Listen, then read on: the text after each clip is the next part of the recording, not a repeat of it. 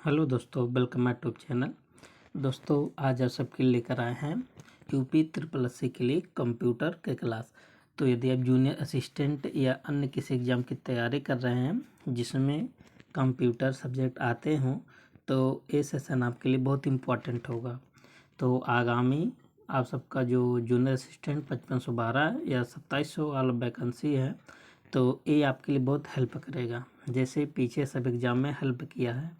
ठीक है, तो हम सब इसमें देखेंगे सबसे पहले वन लाइनर क्वेश्चन, है ना। इसके बाद स्टेटमेंट बेस्ड क्वेश्चन, जैसे आप सब देख रहे हैं। ठीक है, तो बहुत इम्पोर्टेंट सब सेशन है, तो आप सब पूरे वीडियो में बने रहें। तो चलते हैं क्वेश्चन की तरफ। पहला क्वेश्चन क्या कह रहा है, तो आप सब देख सकते हैं कि कौन सा विकल्प डी रैम, मतलब डायनेमिक रैम का पूरा नाम तो आपको पता होगा, रैंडम एक्सेस मेमोरी होता है। ठीक है, जिसको बोलते हैं डायनेमिक रैम की विशेषता है। तो इसमें डायनेमिक रैम की क्या विशेषता है कि इसमें जो ट्रांजिस्टर होता है ना और कैपेसिटर का प्रयोग किया जाता है डायनेमिक रैम में। और डायनेमिक रैम की जो खास बात है ना, डायनेमिक रैम ये सस्ती और तेज होती है। ये बात गलत है ना। यस रैम तेज होती है, डी रैम तेज नहीं होता है। डी रैम को ना बार बार रिफ्रेश करने की ज़रूरत होती है, ये भी गलत लिखा। तो इसके सब विशेषता है, सब देखते चलिए, कंप्लीट हो जाएगा आपका डी रैम के बारे में। तो डी रैम को बार बार रिफ्रेश कर, एक होता है यस रैम, एक होता है डी रैम, है ना। तो डी रैम को बार बार रिफ्रेश करने की ज़रूरत पड़ती है, तो इसीलिए ये भी गलत है। ठीक है, ये तेज नहीं होती है। ठीक है, और डी ऑप्शन क्या कर रहा है कि नॉन वोलेटाइल मेमोरी है।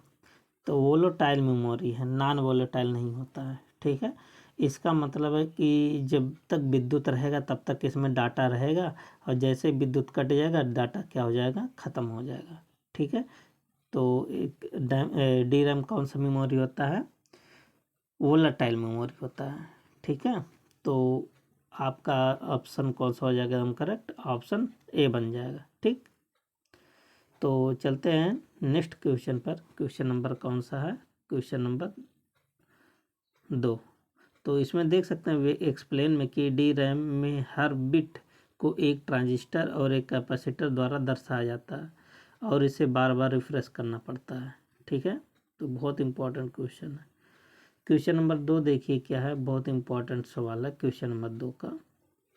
ठीक, कह रहा कि टीसीपी और आईपी मॉडल में डाटा लिंक लेयर किस परत के अंतर्गत आते हैं।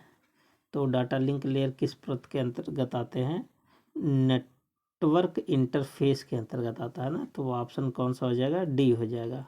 ठीक है, कौन सा ऑप्शन होगा, डी।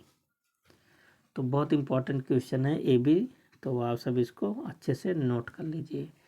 तो आप सब देख सकते हैं डी ऑप्शन पर कि एक्सप्लेन यहाँ पर है, टीसीपी और आईपी मॉडल में नेटवर्क इंटरफेस लेयर ओएसआई के डाटा लिंक लेयर और फिजिकल लेयर को सम्मिलित करती है। ठीक है, बहुत इंपॉर्टेंट है। अगला क्वेश्चन क्या है, क्वेश्चन नंबर 3। क्वेश्चन नंबर 3 क्या है, कह रहा है कि कौन सा प्रोटोकॉल सिक्योर डाटा ट्रांसमिशन के लिए उपयोग किया जाता है। तो यहाँ से देखिए आपके वीपी में क्वेश्चन आता है सबसे। एफटीपी का मतलब क्या होता है, फाइल ट्रांसफ़र प्रोटोकॉल होता है। ठीक है, और एचटीटीपी का मतलब हाइपर टेक्स्ट ट्रांसफ़र प्रोटोकॉल। अच्छा, इसका पोर्ट नंबर सब पूछा था ना। तो एक होता है एसएमटीपी, ये ईमेल में यूज होता है कि डाटा को भेजने के लिए, फाइल को भेजने के लिए ना, सिंपल मेल ट्रांसफ़र प्रोटोकॉल। और एक जो आपका लिखा है HTTPS, है ना। देखिए यही चीज़ है, लेकिन ये पे यस लग गया है। ठीक है, मतलब hyper text transfer protocol secure, इसका मतलब कौन सा प्रोटोकॉल सिक्योर हो गया, डी ऑप्शन। ठीक है, तो आशा करते हैं आप सबको एक्सप्लेन भी अच्छे से समझ में आ रहा होगा। तो अगला क्वेश्चन क्या है, आगे देख सकते हैं एक्सप्लेनेशन कि HTTPS और SSL या कह सकते हैं TLS का उपयोग होता है, जिससे डेटा इनक्रिप्ट होकर ट्रांसमिशन होता है। जब डेटा को इनक्रिप्ट कर दिया जाता है ना, तो क्या होता है कि उसको मतलब चोरी करना आसान नहीं होता, कठिन हो जाता है ना। इनक्रिप्ट का मतलब साइफर टेक्स्ट में चेंज कर देना। साइफर टेक्स्ट क्या होता है, चलिए आपको बता देते हैं। जैसे मान लेते हैं आपने एक डाटा भेजा राम लिख कर ना, तो दूसरे के पास राम पहुंचेगा, है ना, जो लिख कर भेजेंगे वही तो पहुंचेगा। लेकिन ये जो बीच में होता ना, ये डाटा जो ऐसे जाएगा, डाटा ट्रांसमिट होएगा, तो इसको 0 1 0 1 1 ऐसे चेंज होके जाएगा। जब ये चेंज होता ना, इसको बोलते हैं साइफर टेक्स्ट। फिर इसके पास जब पहुंच जाएगा, यहाँ पहुंच जाएगा, तो जो 0 1 0 1 था वही राम लिख कर पहुँच जाएगा। ठीक है, तो समझ में आ गया होगा आप सबको। क्वेश्चन नंबर क्या है, 4। कह रहा कि वर्चुअल मेमोरी का मुख्य कार्य है, तो वर्किंग बताना है वर्चुअल मेमोरी का। देखिए वर्चुअल मेमोरी कब यूज होता है, जो वर्चुअल मेमोरी किसका हिस्सा होता है, सेकेंडरी मेमोरी का ना। जब आपका रैम फुल हो जाता है ना, तो जो सेकेंडरी मेमोरी का जो खाली जगह बचता है, उसी को क्या कर लेता है, यूज करने लगता है। तो इसका कौन सा ऑप्शन होगा, सी। रैम की सीमा को बढ़ाना इसका काम होता है। ठीक है, तो ऑप्शन क्या बन जाएगा करेक्ट, ऑप्शन सी बन जाएगा। ठीक है, बहुत इम्पोर्टेंट है, ये भी देख लेते हैं।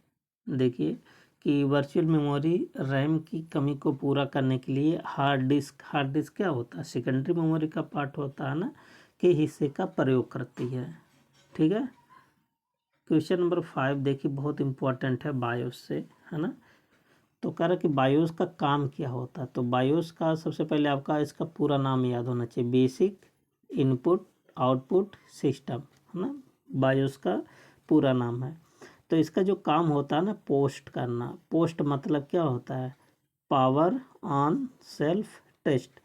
पोस्ट क्या होता है, जैसे जब आपका कंप्यूटर बूट करता है ना, तो आपका कंप्यूटर का सब पार्ट, जितने कीबोर्ड माउस सीपीयू जितने भी सब जुड़े होते हैं ना, सबको चेक करता है कि कौन कौन सा डिवाइस वर्क कर रहा है, कि कौन कौन सा डिवाइस वर्क नहीं कर रहा है। ये काम क्या कहलाता है, पोस्ट। तो इसका यही काम है कि पोस्ट करना। पोस्ट करने का मतलब आपको बता दिए कि हर डिवाइस को चेक करना कि कौन कौन सा वर्क कर रहा है, कौन कौन सा नहीं कर रहा है। देखिए BIOS basic input output system को बूट करने से पहले POST power on self test करता है। ठीक है, जो कि बहुत इंपॉर्टेंट सवाल है। देखिए कैसे मेमोरी से क्वेश्चन बना है कि कैसे मेमोरी का मुख्य कार्य क्या है ना। तो आपके पेपर में सब हार्ड क्वेश्चन नहीं आता, वन लाइनर भी आते क्वेश्चन, है ना। और अभी आप देखे थे कि वीपीयू में 3 4 क्वेश्चन डाला गया था, कौन सा अससन रीजन का, है ना। तो हर टाइप के सवाल आपके पेपर में आता है। तो कैसे मेमोरी का मुख्य उद्देश्य क्या होता है, आप जानते हैं कि सबसे तेज मेमोरी आपका रजिस्टर मेमोरी होता है ना। और इसके बाद क्या होता है, कैसे, फिर रैम रोम, उसके बाद सेकेंडरी मेमोरी। अच्छा, इसकी स्टोरेज क्षमता भी कम होती, तेज तो होती है लेकिन स्टोरेज क्षमता क्या होती, कम। जैसे रजिस्टर मेमोरी सबसे तेज होती है, लेकिन रजिस्टर मेमोरी की जो स्टोरेज क्षमता है सबसे कम। इसके बाद स्पीड में आता कैसे मेमोरी। कैसे मेमोरी बहुत तेज होती है, लेकिन इसका भी स्टोरेज क्षमता क्या होती, कम। आप ऐसे कैसे, दोनों रेसिप्रोकाल है, मतलब दोनों एक दूसरे के उल्टा है। ठीक, स्पीड और स्टोरेज क्षमता का। तो कैसे मेमोरी का काम क्या होता है, सीपीयू और मेन मेमोरी के बीच की गति अंतर को कम करना, है ना। तो ऑप्शन क्या बन जाएगा, सी बन जाएगा। ठीक है, बहुत इम्पोर्टेंट है कैसे मेमोरी। देखिए कैसे मेमोरी सीपीयू के पास होती है, ठीक, और ये फ्रीक्वेंटली यूज्ड डेटा को स्टोर करती है। अगला क्वेश्चन है IPv6 एड्रेस की लंबाई। देखिए IPv एक होता है 4, एक होता है 6, है ना। तो IPv जो 6 होता है, इसकी एड्रेस लंबाई कितना होता है, 128 बिट। तो सबसे पहले IPv का आपको पूरा नाम याद होना चाहिए, इंटरनेट पीफा प्रोटोकॉल वीफर वर्जन 6। एक होता है IPv4, है ना, ये इसी का नया वर्जन है 6 वाला, ध्यान दीजिएगा, IPv4 का नया वर्जन है। तो IPv जो 4 होता है ना, इसमें 32 बिट यूज होता है, याद कर लीजिएगा, कितना बिट, 32 बिट यूज होता है, जबकि IPv6 में कितना बिट यूज होता है, 128 बिट यूज होता है, ठीक है। तो आपका आंसर कौन सा हो जाएगा सही, ऑप्शन हो जाएगा सी, ठीक है। तो यहाँ पर देखिए एक्सप्लेन भी है कि IPv6 एड्रेस 128 बिट का जगह लेता है, जबकि IPv4 केवल 32 बिट का जगह लेता है, ठीक है। अगला क्वेश्चन देखिए मशीन लर्निंग से है, कह रहा कि मशीन लर्निंग में सुपरवाइज्ड लर्निंग का क्या काम होता है। देखिए मशीन लर्निंग 3 प्रकार का होता है मेनली ना, एक होता है सुपरवाइज लर्निंग, एक होता है अनसुपरवाइज लर्निंग, एक होता है रिइंफोर्समेंट, है ना। एक दोनों का मिक्सचर होता है, सुपरवाइज और अनसुपरवाइज का, सेमी सुपरवाइज, लेकिन मेनली 3 ही होता है ना, सुपरवाइज, अनसुपरवाइज और रिइंफोर्समेंट। ये आपके VPU के पेपर में आया था तीनों, ठीक है। सुपरवाइज में क्या होता है कि इसमें लेबल डेटा यूज होता है, अनसुपरवाइज में क्या होता है बिना लेबल डेटा का, और रिइंफोर्समेंट क्या होता है, इसमें रिवार्ड पुरस्कार पर आधारित होता है, ठीक है। तो सुपरवाइज आ गया, तो इसमें कौन सा डाटा यूज होगा, पहले से लेबल डेटा के साथ ये सीखता है। तो ऑप्शन कौन सा हो जाएगा यहाँ पर, करेक्ट हो जाएगा सी हो जाएगा, ठीक है। सॉरी सी नहीं, करेक्ट ऑप्शन क्या हो जाएगा, बी हो जाएगा, है ना। लेबल कौन सा डेटा यूज होगा, लेबल डेटा यूज होगा। तो आगे क्या है, तो यहाँ पे एक्सप्लेन भी देख सकते हैं, ठीक है। तो सुपरवाइज लर्निंग में डेटा पहले से लेबल होता है, ठीक, जिससे मॉडल सटीक परिणाम देना सीख लेता है। क्वेश्चन नंबर 9 बहुत इंपॉर्टेंट है, क्वेश्चन नंबर 9 कह रहा कि प्राइमरी की का उद्देश्य क्या है ना, प्राइमरी की के बारे में आपको बताना है।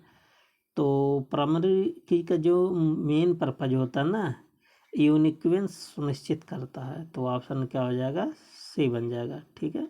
तो ऐसे भी क्वेश्चन आपसे शब्दावली से भी पूछ सकते हैं, है ना, क्योंकि पेपर कुछ तो हार्ड बना देते हैं, कुछ तो क्या बना देता है, आसान। प्राइमरी की किसी तालिका में प्रत्येक रिकॉर्ड को यूनिक रूप से पहचानती है और नल वैल्यू को अनुमति नहीं देती है, ठीक है। आगे देखिए क्या है, फायरवॉल का उपयोग होता है, बहुत इंपॉर्टेंट है। फायरवॉल आप सब जानते हैं क्या होता है फायरवॉल। देखिए मान लेते हैं कि ये आपका डिवाइस होता है, मोबाइल है ना, तो जो भी अनवांटेड यहाँ पर लगा होता फायरवॉल, ये मान लेते हैं फायरवॉल, है ना, तो जो भी नेटवर्क के जरिए अगर कोई वायरस आता है या अन्य कोई अनवांटेड चीज़ आता है ना, तो फायरवॉल इसको यहीं पर क्या कर देता है, फिल्टर कर देता है। तब जो आपके मोबाइल में डाटा आएगा एकदम फिल्टर होके आएगा, तो आपका मोबाइल, आपका लैपटॉप, कंप्यूटर, ये सब क्या रहेगा, एकदम सिक्योर बना रहेगा, सुरक्षित बना रहेगा, ठीक है। तो फायरवॉल का उपयोग क्या होता है, नेटवर्क को अनऑथराइज एक्सेस से बचाने के लिए यूज होता है। बहुत बार एग्जाम में आता है क्वेश्चन, ठीक है। तो ऑप्शन क्या बन जाएगा, सी बन जाएगा। तो आप सब देख सकते हैं फायरवॉल नेटवर्क सुरक्षा के लिए होता है और अवांछित ट्रैफिक को रोकता है, ठीक है। अगला क्वेश्चन देखिए, अगला क्वेश्चन क्या है, कह रहा कि लाइनक्स में रूट यूजर का कार्य होता है। तो आपको बताना है कि लाइनक्स में रूट यूजर का क्या काम होता है, ठीक है। तो इसका जो मेन काम होता है ना, कि पूरे सिस्टम क्या करता है, पूर्ण नियंत्रण का काम करता है, ठीक है। तो ऑप्शन क्या बन जाएगा, सी बन जाएगा। देखिए रूट यूजर को लाइनक्स सिस्टम में सर्वोच्च अधिकार प्राप्त होता है, ठीक है, जिसके माध्यम से वो क्या करता है, पूर्ण रूप से नियंत्रण करता है। अगला क्वेश्चन क्या है, क्वेश्चन नंबर 12 करके ट्रोजन हॉर्स किस प्रकार का मैलवेयर है, बहुत इंपॉर्टेंट है, ये भी क्वेश्चन यहाँ से पूछा जाता है, ठीक है। तो ये क्या होता है, डिसेप्टिव बट नॉट रेप्लिकेटिव, इसका मतलब आपको बता देते हैं, ठीक है। ट्रोजन हार्स अपने आप को कॉपी नहीं करता, यही होता है नॉन रेप्लिकेटिंग, ठीक है। और आपको बता दें कि ट्रोजन हार्स के बारे में, ये क्या होता है कि आपके जब सिस्टम में घुस जाएगा ना, या आपको लगेगा एकदम ये वैध वैध चीज़ है, एकदम सही चीज़ है, ठीक है, एकदम रियलिटी आपको फीलिंग होगा, लेकिन ये आपके सिस्टम में घुस करके फिर आपके इस फाइल को तहस नहस कर देता है, ठीक है। ये तो लगेगा कि एकदम सही ओरिजिनल है, लेकिन ये रियल में क्या रहेगा, फेक रहेगा, ठीक है। तो यही होता है ट्रोजन हार्स। बी देख लेते हैं इसका एक्सप्लेनेशन। ट्रोजन हार्स उपयोगकर्ता को धोखा देता है। धोखा देने का मतलब क्या होता है, एकदम रियलिटी की तरह लगेगा, लेकिन आप चकमा खा जाएंगे, ठीक है। खुद को उपयोगी सॉफ्टवेयर की तरह प्रस्तुत करता है, मतलब अपने आप को दिखाएगा कि हम उपयोगी हैं, हमें इंस्टॉल कर लीजिए, हमें लोड कर लीजिए, ठीक है। उसके बाद जब आप कर लेंगे फिर आपके सिस्टम को ख़राब कर देगा, ठीक। अच्छा, अभी SMTP के बारे में आपको आगे बताए थे ना, इसका प्रयोग कहाँ किया जाता है, ईमेल में, है ना, भेजने के लिए। सिंपल मेल ट्रांसफ़र प्रोटोकॉल होता है इसका पूरा नाम ना। इसका तो करेक्ट ऑप्शन अब तो आप सब बता ही देंगे, कौन सा हो जाएगा, बी ऑप्शन हो जाएगा, ठीक है। ईमेल को सेंड करने में देख सकते हैं यहाँ पर कि SMTP मतलब सिंपल मेल ट्रांसफ़र प्रोटोकॉल का उपयोग ईमेल भेजने के लिए किया जाता है, ठीक। आगे देखिए कौन सा क्वेश्चन है, क्वेश्चन नंबर 14। कंपाइलर का कार्य होता है। देखिए दोस्तों, आप सब यदि देख रहे होंगे हर टॉपिक को कवर किया गया जैसे आपके पेपर में आता है, ठीक है। तो आप सब तैयारी कीजिए अभी से, जूनियर असिस्टेंट के लिए बहुत अच्छा आप सबका जाएगा पेपर, ठीक। कंपाइलर का काम क्या होता है, सोर्स कोड को मशीन कोड में कंपाइलर क्या कहता है। अच्छा, एक होता कंपाइलर, एक होता इंटरप्रेटर, है ना। कंपाइलर क्या कहता है, पूरे पेज को एक ही बार में क्या कर देता है, चेंज कर देता है मशीन कोड में, ठीक है। जबकि इंटरप्रेटर क्या कहता है, लाइन बाय लाइन क्या कहता है, मशीन कोड में बदलता है। तो बशर्ते इसका जो ऑप्शन हो जाएगा कौन सा हो जाएगा, बी हो जाएगा। कंपाइलर उच्च स्तरीय प्रोग्राम को मशीन भाषा में बदलने के लिए प्रयोग होता है, ठीक है, या कह सकते हैं एक प्रकार का अनुवादक है। अगला क्वेश्चन क्या है, देखिए लाइन की सीमा समानता होती है, मतलब लाइन की रेंज बताना कि लाइन कितने रेंज तक काम करता है। लाइन का पूरा नाम याद होना चाहिए, लोकल एरिया नेटवर्क, है ना। एक होता लाइन होता है, एक होता मैन होता है, एक होता वैन होता है ना। वैन जो होता है सबसे बड़ा होता है, ठीक है, वाइड एरिया नेटवर्क। तो लैन को जो हमें उपयोग करते हैं ना, एक बिल्डिंग के अंदर तक आप सब उपयोग इसका कर सकते हैं, ठीक है। तो ऑप्शन क्या हो जाएगा, सी हो जाएगा, एक बिल्डिंग के अंदर। तो देख सकते हैं कि लैन लोकल एरिया नेटवर्क सामान्यतः एक इमारत या कार्यालय तक सीमित होता है, ठीक है। क्वेश्चन नंबर नेक्स्ट AI से है, कह रहा कि आर्टिफिशियल इंटेलिजेंस, इसी को शॉर्ट रूम में क्या बोलते हैं, AI बोलते हैं, आर्टिफिशियल इंटेलिजेंस का मुख्य उद्देश्य क्या है। तो इसका जो मुख्य उद्देश्य है ना कि निर्णय लेने वाली मशीन बनाना, है ना। तो ऐसा भी मशीन में चाहे जो अपने आप स्वयं क्या कर ले, निर्णय ले सकते हैं। अभी आप सब देख रहे हैं ChatGPT हो गया, ग्रोक हो गया, है ना। तो ये सब ऐसे मशीनें अब आजकल बन रही हैं जो आपकी भावनाओं को भी समझ सकती है, ठीक है। तो AI का जो मुख्य उद्देश्य है ना, मशीनों को सोचने और निर्णय लेने योग्य बनाना, इसका मेन पर्पज यही है, ठीक है। क्वेश्चन नंबर 17 क्या है, करके रिलेशनल डेटाबेस में नॉर्मलाइजेशन का मुख्य उद्देश्य क्या होता है।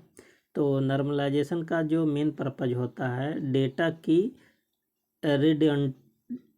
रेडियोडेंसी कम करना, ठीक है। तो ऑप्शन क्या बन जाएगा, सी बन जाएगा। बहुत इंपॉर्टेंट है भी है डेटाबेस से। देखिए नॉर्मलाइजेशन डेटा दोहराव और असंगतता को कम करता है। मान लेते कि आप कोई डेटा तैयार कर रहे हैं, उसमें कोई डेटा दोबारा दोहराव ना हो ना, कोई इसमें मिस्टेक ना हो, तो इसलिए नॉर्मलाइजेशन यूज होता है, ठीक है। अगला क्वेश्चन कर कि कंप्यूटर में सीमोस का उपयोग किस लिए किया जाता है। बहुत इंपॉर्टेंट होता है सीमोस। देखिए सीमोस क्या है, है ना। सीमोस का पूरा नाम सबसे पहले आपको याद होना चाहिए ना, कॉम्प्लीमेंट्री मेटल ऑक्साइड सेमीकंडक्टर होता है। अच्छा, आप सब देखते होंगे जब आपका मोबाइल, आपका लैपटॉप, आपका डिजिटल वॉच जब 1-2 हफ्ता तक बंद रहता है बिना चार्ज के, 1 महीना तक बंद रहता है, ठीक है। लेकिन जब आप 1 महीने के बाद आप अपना लैपटॉप बनवा लेते हैं, चार्ज कर लेते हैं, तो आपका देखिए जो कंप्यूटर का टाइम होता है, लैपटॉप का टाइम होता है ना, एकदम एक्यूरेट, एकदम सही उठा लेता है टाइम। सब चीज़ तो गलत हो सकता है लेकिन टाइम गलत नहीं होगा। जो उसमें टाइम जो के लिए होता है ना, वही होता है सीमोस। मतलब सीमोस का काम होता है कि जो टाइम वाला जो घड़ी है ना, उसको बैटरी को मेंटेन बनाए रखना, ठीक है। तो इसका ऑप्शन कौन सा हो जाएगा, बायोस सेटिंग स्टोर करने के लिए इसका काम होता है ना। तो ऑप्शन क्या बन जाएगा, बी बन जाएगा, ठीक है। देखिए सीमोस चिप बायो सेटिंग और समय स्टोर करने के लिए यूज होता है, समय, है ना। इसीलिए इतना दिन तक आपका लैपटॉप कंप्यूटर बंद रहता है फिर भी टाइम वाइम सही दिखाता है। डेटाबेस में ACID प्रॉपर्टी का आई का मतलब क्या होता है ना, जिसमें आई दिख रहा है ना, यही आई का मतलब क्या होता है। तो इसका आई का जो यहाँ पर यूज होगा ना, आइसोलेशन यूज होगा। आई फॉर क्या होगा, आइसोलेशन। एसिड में आई का मतलब आइसोलेशन है, ठीक है। जो ये सुनिश्चित करता है कि एक ट्रांजैक्शन दूसरे से क्या है, स्वतंत्र है, ठीक है। क्वेश्चन नंबर 20, कह कि DNS का उपयोग किस लिए, DNS मतलब डोमेन नेम सिस्टम। ये भी देखिए इसका खाली पूरा नाम पूछा गया है पेपर में आपको, ठीक है, कि DNS का पूरा नाम क्या है। इसका जो काम होता है ना, IP एड्रेस को डोमेन नेम में चेंज करना या बदलना, ठीक है। IP एड्रेस मतलब इंटरनेट प्रोटोकॉल, ठीक है। पहला ऑप्शन हो जाएगा, एकदम करेक्ट हो जाएगा। देखिए डोमेन नेम मतलब डोमेन नेम सिस्टम का कार्य होता है ना, IP एड्रेस को सरल डोमेन नेम में कन्वर्ट करना। अब देखिए यहाँ से आपका अब क्वेश्चन स्टेटमेंट बेस मिलेगा ना, थोड़ा हार्ड हाई लेवल का, ठीक है, जैसे आपके पेपर में आता है। कह रहा कि वर्चुअल मेमोरी मुख्य रूप से रैम के विकल्प के रूप में काम करता है। बिल्कुल बात सही, अभी आपको बताए थे ना कि वर्चुअल मेमोरी किसका विकल्प होता है, रैम का, है ना। तो सही है। कर कि वर्चुअल मेमोरी हार्ड डिस्क का उपयोग करके मुख्य मेमोरी की सीमा को बढ़ाता है, ये भी बात सही है। तो दोनों बात सही है, ठीक है। तो ऑप्शन क्या हो जाएगा, सी, दोनों सही है, 1 और 2 स्टेटमेंट, ठीक है। बहुत इम्पोर्टेंट है, देख सकते हैं आप सब कि वर्चुअल मेमोरी रैम की जगह नहीं लेती, बल्कि यह रैम की कमी को पूरा करने के लिए हार्ड डिस्क का उपयोग करती है। इसलिए दोनों कथन क्या है, सही है, ठीक है। क्वेश्चन नंबर 2 क्या है, कह रहा कि कंपाइलर एक हाई लेवल लैंग्वेज को मशीन लैंग्वेज में अनुवाद करता है। बिल्कुल बात सही, अभी आपको बताए थे ना, एक कंपाइलर होता है, एक इंटरप्रेटर होता है, ठीक है। तो पहला तो सही है। अब देखिए यहाँ पर दोनों आ गया। इंटरप्रेटर पूरे प्रोग्राम को एक बार में अनुवाद करता है। देखिए इंटरप्रेटर का काम नहीं होता, एक क्या करता है, लाइन बाय लाइन करता है। कंपाइलर पूरे प्रोग्राम को एक ही बार में कन्वर्ट कर देता है। तो यहाँ पर करेक्ट कौन सा हो जाएगा, ए ऑप्शन हो जाएगा, ठीक है। आपको इसके बारे में थोड़ा ऊपर बता चुके हैं, ठीक है। तो देख सकते हैं कि कंपाइलर पूरे प्रोग्राम को एक बार में ट्रांसलेट करता है, कंपाइलर, जबकि इंटरप्रेटर लाइन दर लाइन करता है, ठीक है। क्वेश्चन नंबर 3 क्या है, कह रहा कि डेडलॉक वह स्थिति होता है जिसमें एक से अधिक प्रक्रिया एक दूसरे के संसाधनों का अनिश्चित काल तक इंतजार करती हैं। तो ये भी बात सही है, बिल्कुल बात सही कह रहा है। डेडलॉक को केवल डिडक्शन से ही रोका जा सकता है, ऐसा नहीं है कि डिडक्शन से केवल आप रोक सकते। तो यहाँ पर भी आपका हो जाएगा, पहला स्टेटमेंट सही है और दूसरा स्टेटमेंट क्या है, गलत है, ठीक है। देखिए डेडलॉक को सिर्फ डिडक्शन से नहीं बल्कि अवॉइडेंस प्रिवेंशन से भी रोका जा सकता है, ठीक है। क्वेश्चन नंबर 4 क्या है, क्वेश्चन नंबर 4 क्या कह रहा है, कह रहा है कि राउटर OSI मॉडल की नेटवर्क लेयर में काम करती है। बात सही है, ठीक है। राउटर OSI, अच्छा OSI मॉडल में कितना लेयर होता है, 7 लेयर होता है ना, तो 7 लेयर में किस लेयर पर काम कर रहा है, नेटवर्क लेयर पर, ठीक। और स्विच OSI मॉडल की एप्लीकेशन, देखिए स्विच डाटा लिंक लेयर पर काम करता है ना, तो ना कि एप्लीकेशन लेयर पर। तो यहाँ भी दूसरा स्टेटमेंट गलत हो जाएगा और पहला स्टेटमेंट क्या हो जाएगा, सही हो जाएगा, ठीक है। तो यहाँ पर आप एक्सप्लेन भी दे सकते हैं कि राउटर नेटवर्क लेयर कौन सा लेयर होता है, तीसरा लेयर होता है ना, नेटवर्क लेयर पर काम करता है, जबकि स्विच डेटा लिंक लेयर, और डेटा लिंक लेयर कौन सा लेयर होता है, दूसरा लेयर पर काम करता है। एप्लीकेशन लेयर से स्विच का कोई संबंध नहीं होता है, ठीक है। और अगला क्वेश्चन क्या है, कह रहा कि SSD में कोई मूविंग पार्ट नहीं होता, बिल्कुल बात सही है ना। और SSD HDD की तुलना में अधिक धीमी होती है, ये बात गलत है। ये भी देखिए पेपर में आपके पूछा गया है। SSD सुपर फास्ट होता है ना, HDD धीमा होता है, SSD महंगा होता है ना। तो दूसरा स्टेटमेंट गलत है और पहला स्टेटमेंट क्या होगा आपका, सही हो जाएगा, ठीक है। कह रहा कि SSD में कोई भी चलने वाला पार्ट नहीं होता है और यह HDD से तेज होता है। अगला क्वेश्चन क्या है, कह रहा कि HTML एक प्रोग्रामिंग लैंग्वेज है। देखिए कह रहा प्रोग्रामिंग लैंग्वेज है, इसका पूरा नाम क्या है, हाइपर टेक्स्ट मार्कअप लैंग्वेज। एक प्रोग्रामिंग नहीं बल्कि कौन सा लैंग्वेज है, मार्कअप लैंग्वेज है। HTML का उपयोग वेब पेज की संरचना बनाने के लिए किया जाता है, ये भी बात सही है। तो केवल यहाँ पर बी ऑप्शन सही हो जाएगा, ठीक है।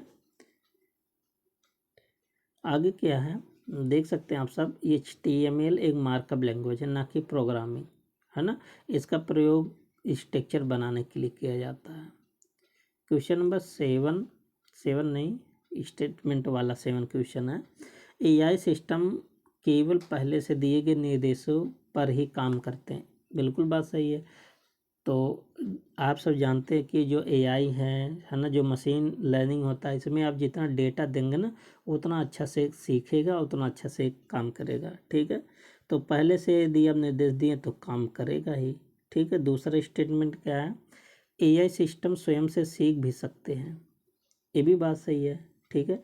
अच्छा देखिए पहले में कहा कि आप डाटा देंगे तब सीखता है, और इसमें कह रहा है कि स्वयं से भी सीख सकता है, ये भी बात सही है, दोनों सही है ना।